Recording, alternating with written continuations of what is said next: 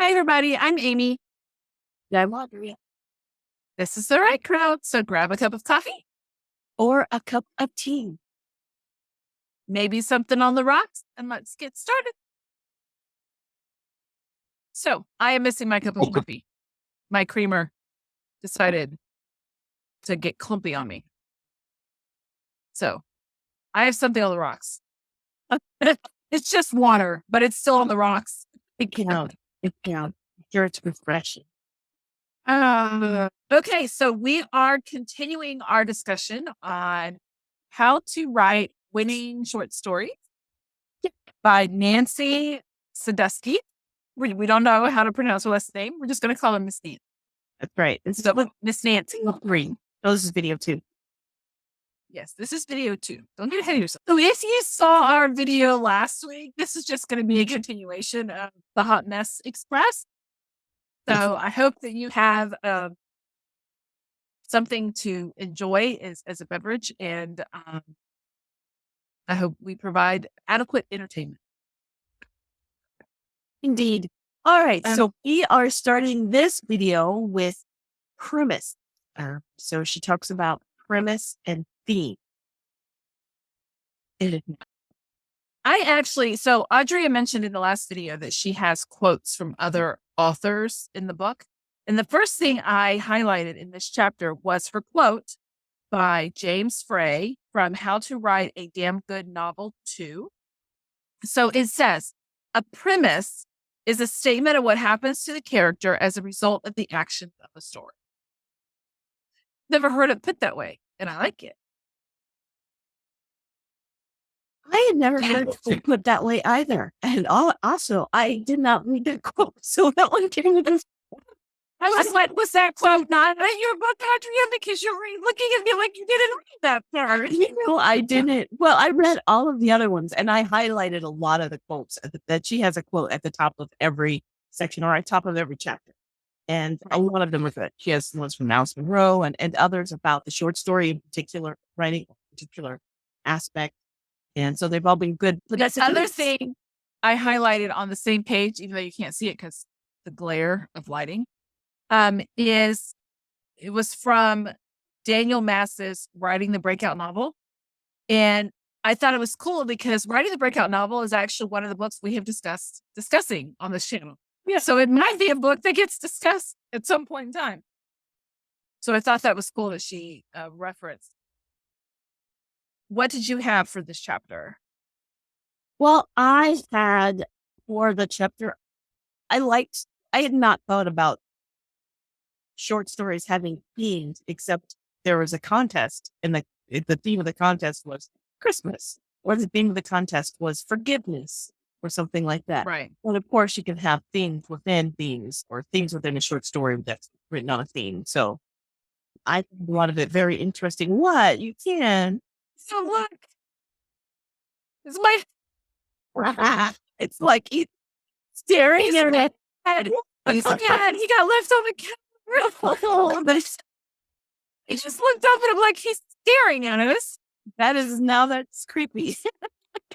Yeah, that's my hedgehog coffee cup that I normally use. He's mad. He's gonna give us the side eye. He'll be our mascot. Okay, so one of the things that was good at the very beginning of this chapter, she talks about, well, you mentioned Donald Mass about making sure you have the components of a breakout premise, which were awesome. That was a great way to look at premise. The plausibility, inherent conflict, and a few others that he names as the key components of a breakout premise for a short story. And again, just a reminder in here that as you think about premise, remember you're writing a short story, so you can't do these long extended ones with perhaps time or work for that. What else do you have? She actually says the story must be small, specific example. And then in the next page, she says, keep your focus small. Don't have a lot of space for extra words. In the next section, which is structure, Audrea has a thing or two to say about this chapter. Do I? You do? Okay. Well, we'll see what those are then. All right. So on structure, what I was saying previously in the previous video, and I don't know if we that was in the video or before we started it, was the part on structure is very similar to what you read about structure for a novel. So it's some of the same themes or some of the same advice about structure for a short story.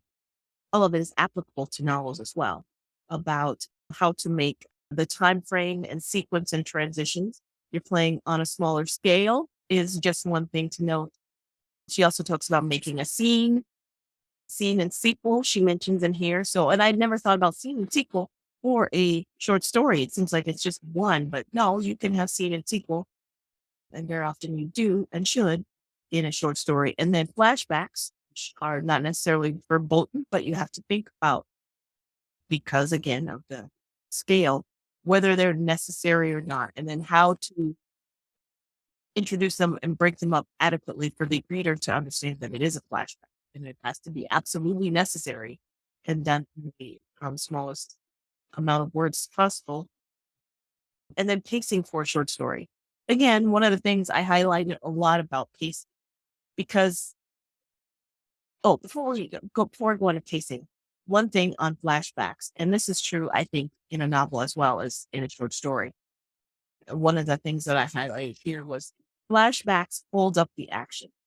I often, even if in a movie, when you're in the middle of the movie and then they do a flashback, this had better be good because let's keep going. I like most readers like forward momentum. They like things to keep happening.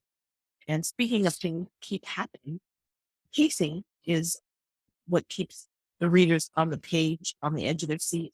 You can have a quick pace in a short story, but you also want to think about, she gives you ideas of how to break up the pace, how to slow it down, how to make it go faster.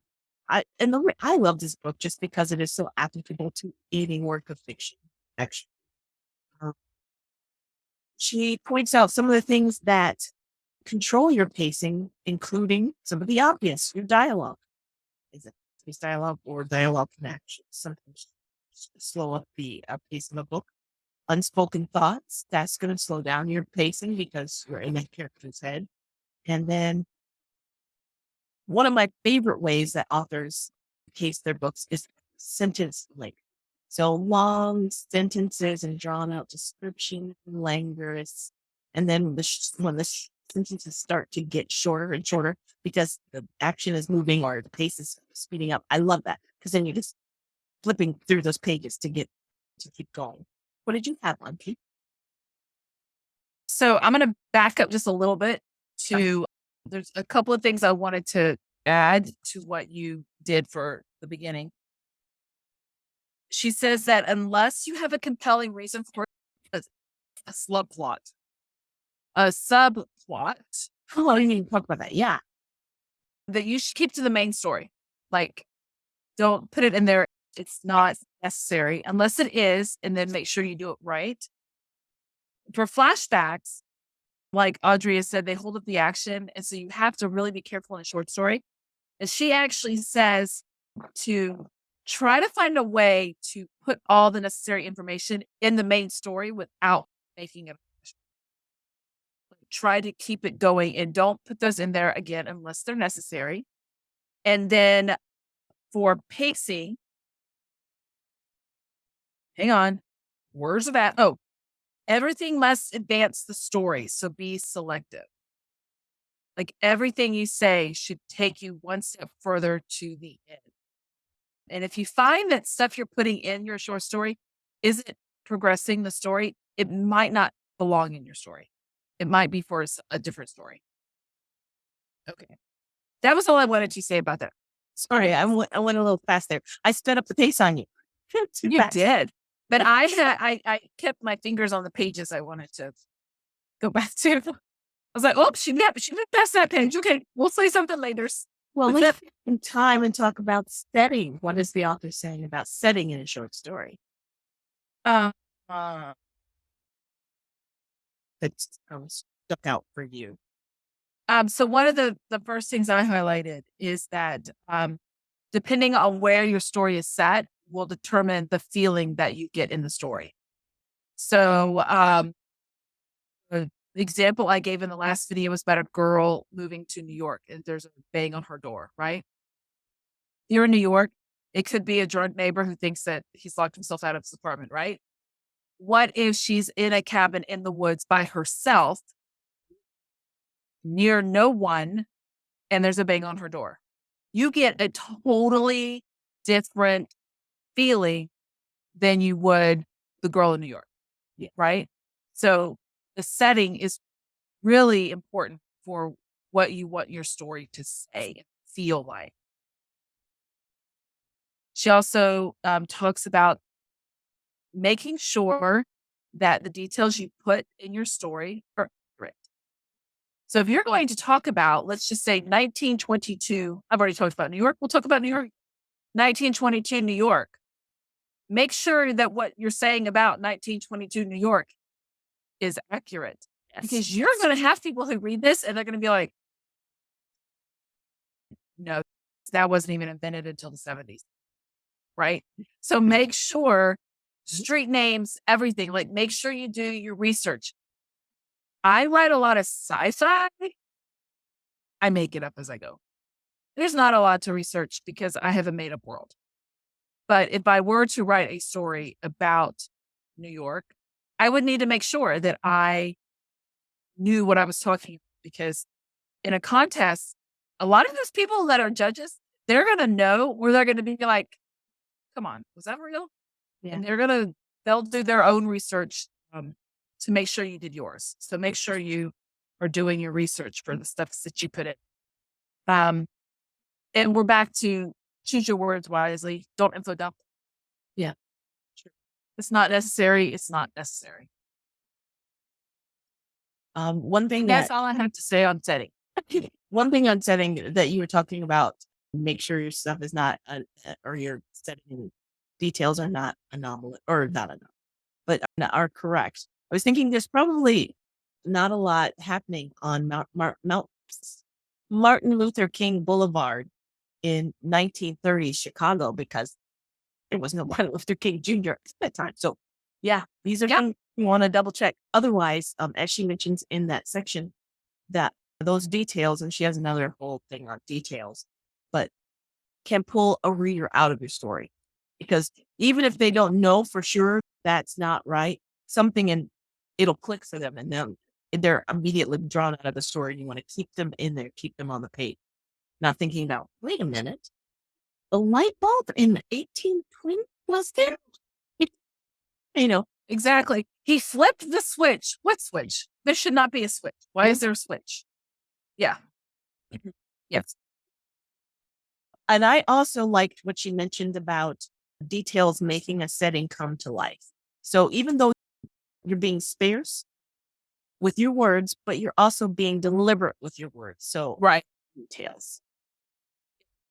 Make them count. You've only got so many of them. Right.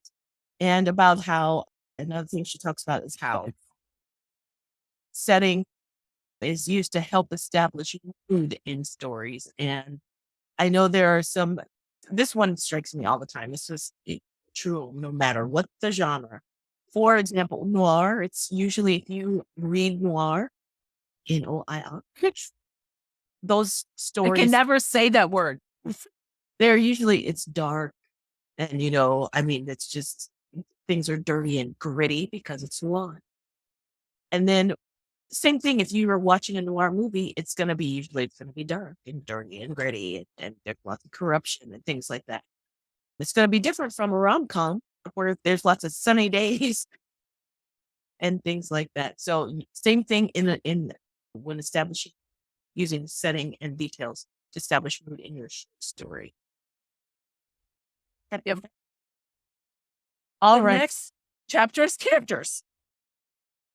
The short story doesn't need any characters. That's not true. But that's not what she said. That's not what she So what did she say?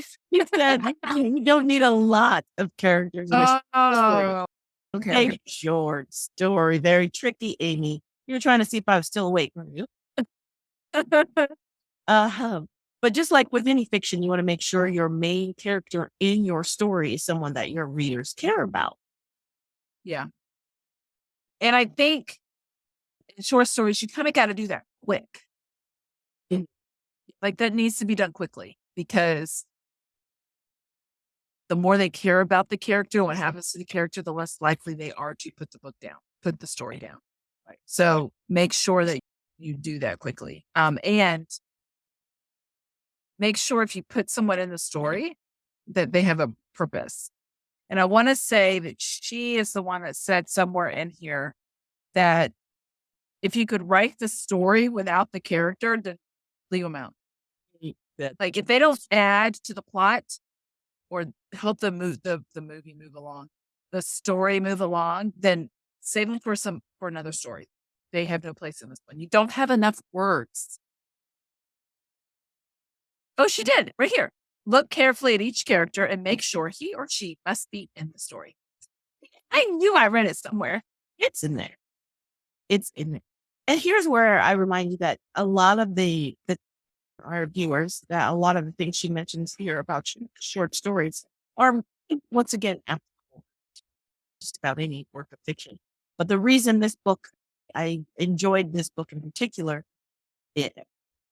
is for the nuance or the specifics to writing short stories and good short stories, winning short stories, and especially contest information or viewpoints, tips from editors and contest judges. It's great in here.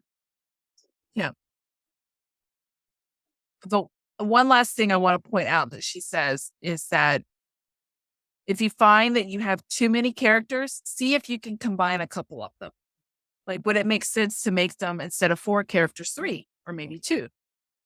The other thing is that she points it out in this section, but she also pointed it out in a previous section. I just don't remember which one it is. But she said to make sure that you aren't using how does she say it? Like the expected piercing blue eyes, crouchety old man. Like, don't use those things that have become cliche Yes. for descriptions. Come up with your own description. And then she moves into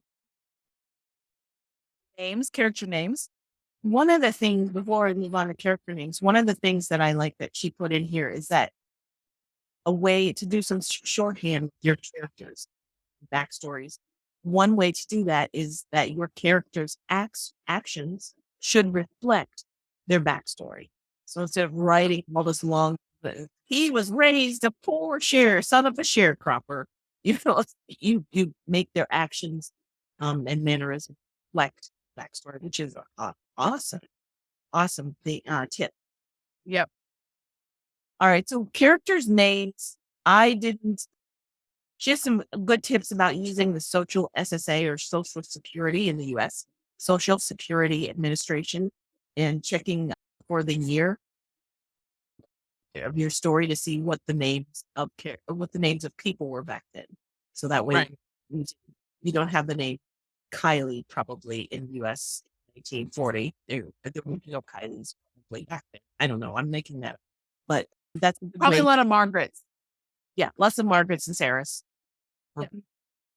So those are things to make your stories ring true. And I did not do a lot on names. So what else do you have about character names? Anything else pop out for you? No, I didn't have anything else on character names. She did kind of go into a next section about their description and their attributes. And I think you could probably kind of combine the two together based on what because like Sarah. When I think of Sarah, I don't think of a serial killer. I think of grandma at home baking cookies or pushing her kid in a stroller, going to the park, right? So if you're going to have, I mean, and then again, maybe Sarah as a serial killer would be just great because nobody would expect that from a Sarah. Unless, of course, they're Sarah Connor, and then they expect all the things. But yeah, I like how she actually, just her quote is from Jack Hart's Building Character When the Fiction Writers Say What the Fiction Writers Say. And he said to carefully choose a few details that hit at the underlying character. I think you could probably work that into also your character name. Yes. So I like that. And then she gives a list of ways to bring your character to life. And making sure that what you have your character do is true to that character. All right. But she says to be true to the character and make sure that what you have that character do is obvious for that character. Like, don't make your character go out of character based on what you have them do. What would you like to add? Well, one of the things she said, well, she talked a little bit about getting people to identify with or relate to your characters quickly and early on. And so ideas for how to do that in the story. But also on page 78, she talks about giving your characters flaws and making your characters more empathetic. Yeah. And using universal feelings to do that. And I highlighted that as a great tip. So feeling some universal feelings would be like a feeling of being underqualified or embarrassed, frustrated, but showing that on the page, and you get your reader to immediately empathize with that character because we've all felt embarrassed or frustrated or jealous, or patient, and things like that. So that's a super great tip for sure. And kind of goes back to what she said and then I said. If two of your characters could be made into one, she points out here if your characters are interchangeable, they are not fully developed. So if you could make two characters into one, sorry about the marker on my two characters into one, then they're either not fully developed or go back to her last suggestion and make them one character. Yeah. And another great tip, which is a great tip for any work fiction, is being careful how you characterize male and female characters. And don't be stereotypical or sexist with your portrayals.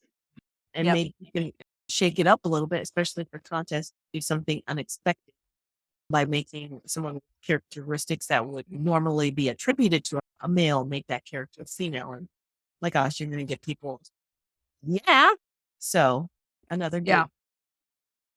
I do not have anything else of character. All right.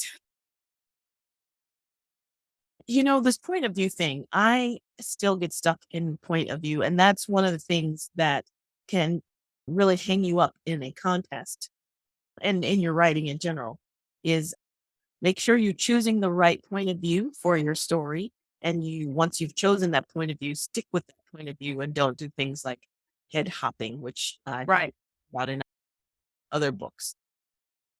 And make sure that you've chosen the right character's head or the right character to be the main character for the story or that point of view character.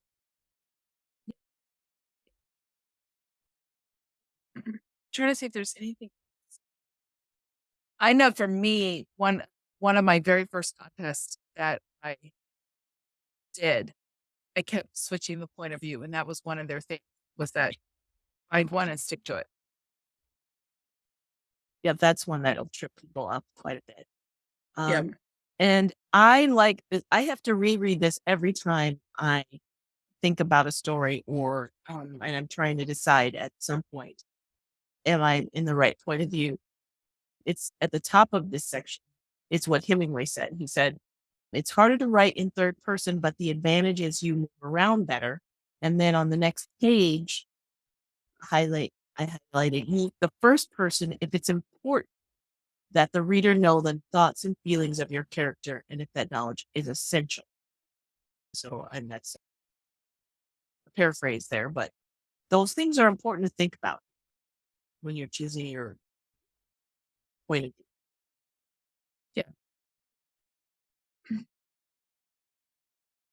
The other thing I like in here is that we've talked about it in probably every book that we've discussed, is to not lie to your readers and like follow through on what you say you're going to do, keep your promises.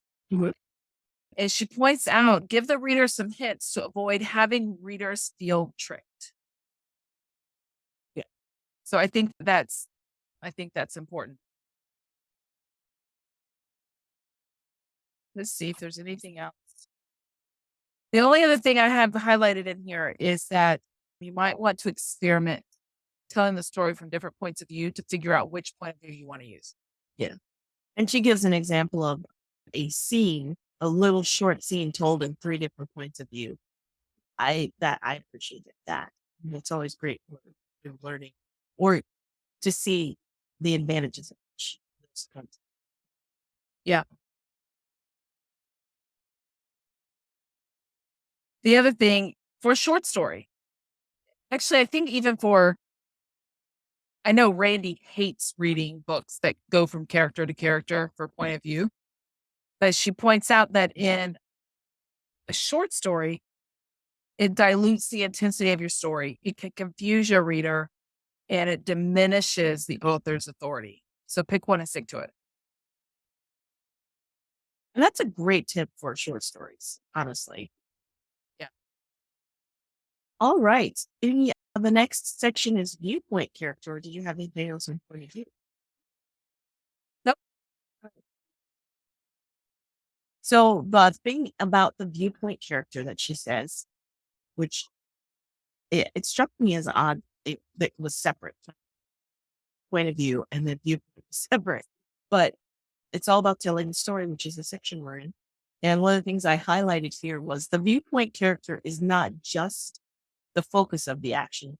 The viewpoint character is the emotional focus of the action. And so sometimes the viewpoint character is a person that the action is making happening to, like in The Great Gatsby, which is it. Right. Or Watson for Sherlock. That's all told from Watson's point of view, or he's a viewpoint character. Right. Fascinating. Even with short stories, it's an interesting concept.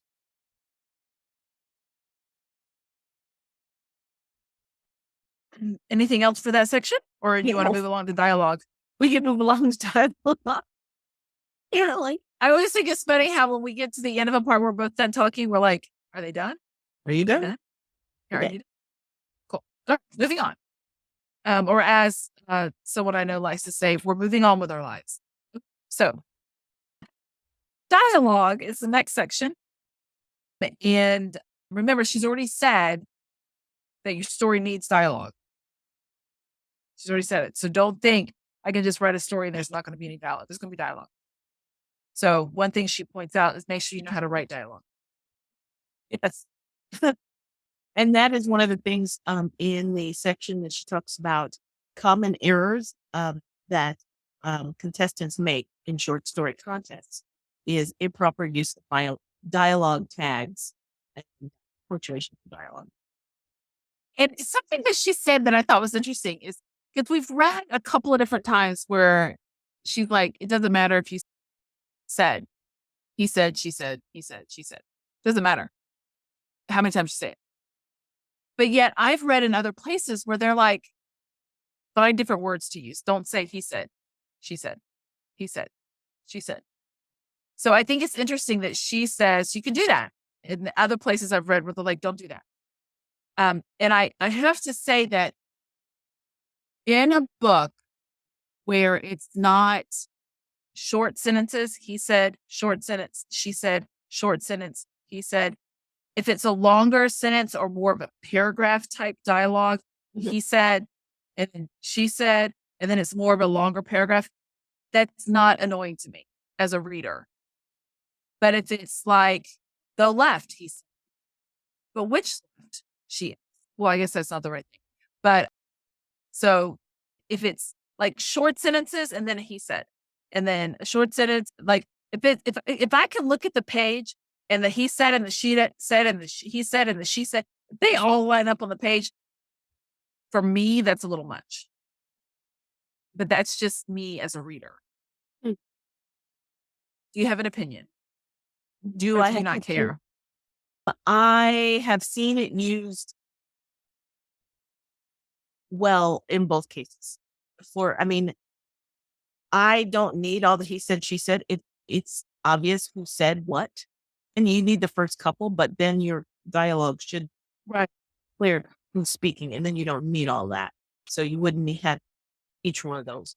So I think if you just know your dialogue tags and how to use them, but when you don't, when it's really obvious who's saying what, and you're saying he said, she said, that doesn't. But I can figure that. Trust your reader, I think, is one of the things that you could be part of the advice. Yeah. And then they talk about dialogue with characters, which is what we just. Sure.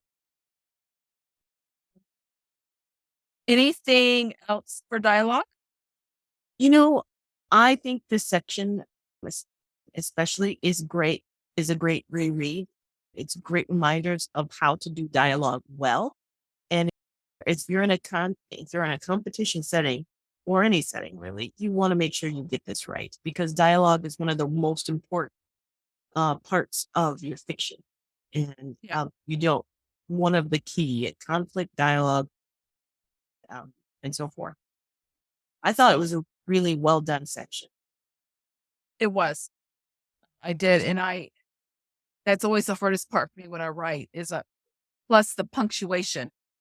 Like, of gosh, where does the comma go? And is there a period if there's a comma? And what about the question mark? I always forget. Yeah.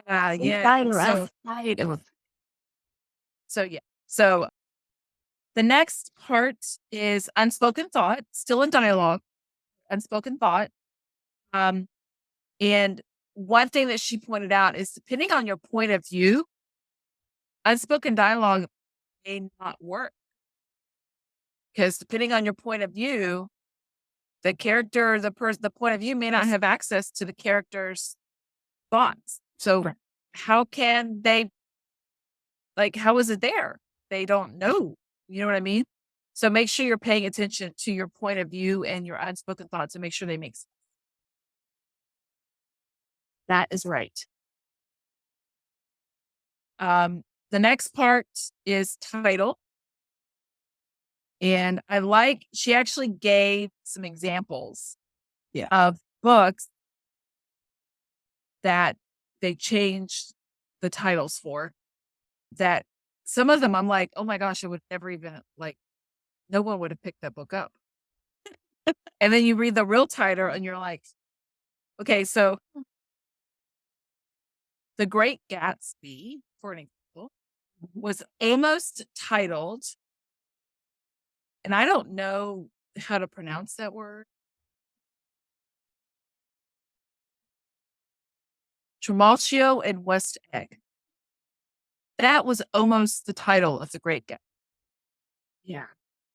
Jaws was almost The Jaws of Death. Like, how much more impactful is Jaws? Just Jaws. Yeah. Yeah. So, and then she gives 10 ways to create a title and gives you ideas and how to think about and come up with a good title that's going to make someone want to pick up your short story, read your short story in contest or book. Like, these are great ideas for all things. I really like the 10 ways to come up with titles. Those were some really great tips. Carrying unrelated words, like in the case of A Clockwork Orange, or some ideas for borrowing interest and stealing interest, and also the idea of not giving away too much of your story. So not taking your twist ending and making that into the title so people already know, holding that back, being careful and having fun with your titles and also not to mislead. So I thought that's worth the price of admission. That's it for this one for episode 2 here of the writing. What is this? How to write winning short stories. Thank you. We're coming back with the third and the last in this series. And we hope you went out and got the book. Bye, everybody.